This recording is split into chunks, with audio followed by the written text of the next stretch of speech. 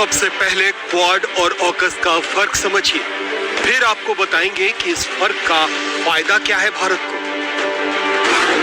पहला फर्क, क्वाड हिंद प्रशांत क्षेत्र में चीन की मनमानी रोकेगा, जबकि ऑकस 3 देशों के बीच सुरक्षा गठबंधन है। दूसरा फर्क, ऑकस का क्वाड से कोई संबंध नहीं है। ऑकस का क्वाड के काम पर असर नहीं। चीन के बढ़ते कदम को रोकने के लिए ऑस्ट्रेलिया, यूके और अमेरिका के बीच ऑकस एक नया गठबंधन बना है।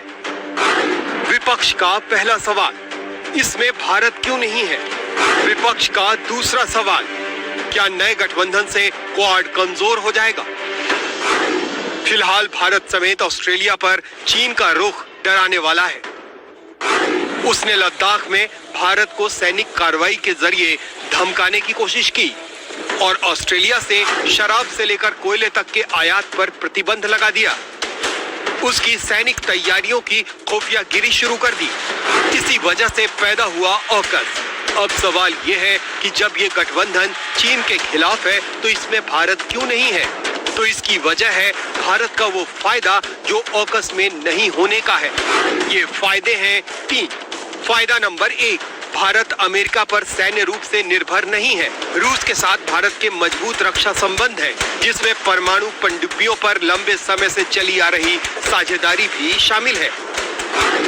फायदा नंबर 2, भारत स्वदेशी क्षमताओं को विकसित करने पर भी काम कर रहा है। न्यूक्लियर सबमरीन यानी परमाणु पनडुब्बी के मामले में भारत की रूस के साथ साझेदारी का विकल्प है, जो खुला है।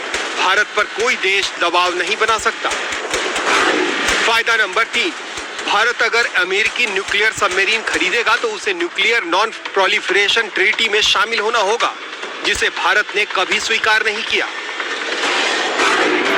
इस तरह यह साफ हो जाता है कि ऑकस में भारत के नहीं होने के फायदे ज्यादा हैं और घाटा कोई नहीं।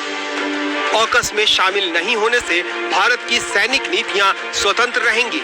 रक्षा सौदों को लेकर भारत के हाथ पहले की तरह ही खुले रहेंगे और साथ ही भारत नाटो और सीटो जैसी खेमेबंदी से भी आजाद रहेगा।